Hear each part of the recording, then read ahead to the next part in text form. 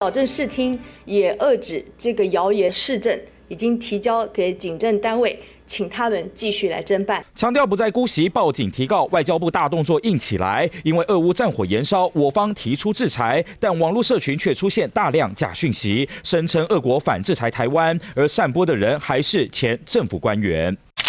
前行政院新闻局长钟情就在 LINE 群组强调，俄罗斯要关闭我国驻莫斯科代表处，并没收台湾债券55亿，以及禁止台湾航空器飞过俄罗斯。钟情更批评民进党拍美国马屁，随之起舞，自找死路。尽管外交部日前已多次澄清非事实，但钟情直到30号仍在 LINE 群组散播这则讯息。当然必须采取司法的行动，这样的做法是严重去影响了这个台湾的民心。外交部真的要做是保护侨民，而不是以民为敌啊！用这个国家继续恐吓百姓哦。虽然国民党立委陈玉珍反呛提告是恐吓人民，但钟情过去争议就不少。英文下台，下台，下台，下台！不止在李前总统追思礼拜时，场外高喊蔡英文下台。